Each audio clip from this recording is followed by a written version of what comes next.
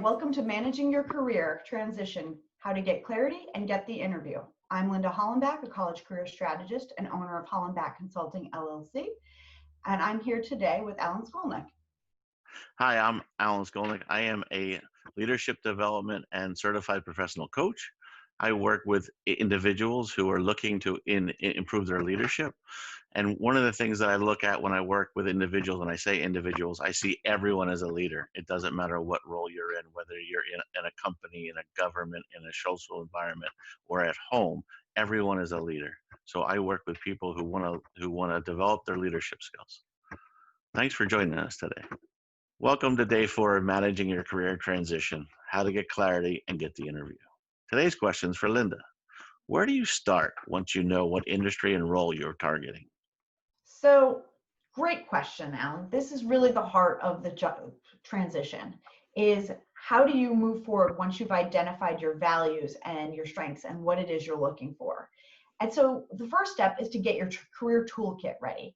Your career toolkit are the documents and the resources you need to have in place in order to reach out to your target company. So that's your resume, your LinkedIn profile, and your cover letter. If you're in an executive role, I also really encourage an executive profile, a one-page summary of your greatest accomplishments. So you want to make sure that these documents, that they clearly articulate the story, not all that you've done and everything that you've can do, but really focusing on the things that you want to do. So for example, if you're someone who has a lot of sales and business development in your background, but you're really focused on a role that is more business development, business strategy related, then you want to make sure that you don't put in so much of the sales, where then they see you as a salesperson, but instead focus on those things like the client relationships, the business strategy, the product, new product development, those things that you did to help reinforce your strength in business development and set you up for success in this next role. When we think about the career toolkit, just kind of give you a key tips for each piece. With the resume, this one's really important that you focus not only on the what, but the why, the what value you brought. So this goes back to our conversation earlier in the week. You really want those accomplishment statements to speak to how you made the team, the company, the client better than when you arrived. The LinkedIn profile should not be a carbon copy of your resume. There'll be elements that'll be the same, but really your LinkedIn profile should be more future focused. It should really, it's a chance for you to speak in a more personal way using your summary section to that audience, that future prospective employer, recruiters. So you want to be able to put yourself out there and speak to, again, those values, the strengths, the skills that you bring to the table. Lastly, the cover letter. I know there's a lot of debate out there on whether people are reading them, not reading them.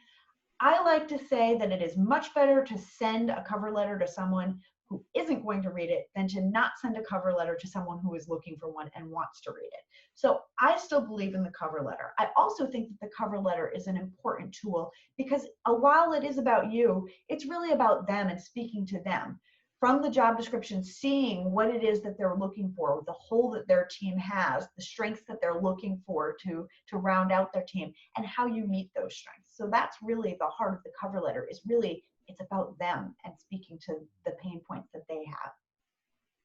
Next in, making that big leap, that transition, is to leverage your network. Up to 85% of jobs are landed through connections. So while yes, you are going to use job boards and apply through the online portals, you would really benefit by leveraging your network to see who do you know who's in the industry, in the companies you're interested in, or who you can connect with utilizing LinkedIn as a tool in order to have a hand-delivered application. So that's another really key tip. So in summary, you want to be proactive, you want to be professional, and you want to be polite, leveraging that network, having a toolkit that really speaks to your values, your strengths, and your passions. Great, thanks, Linda. Yeah, I mean, some really good key points there that your resume bubbles up to what you're applying for, really to have that toolkit ready, and that cover letter, how important it is, even though you're not sure if someone's going to read it, but how it's there for the people who do want it. and then really to make that personal connection with somebody.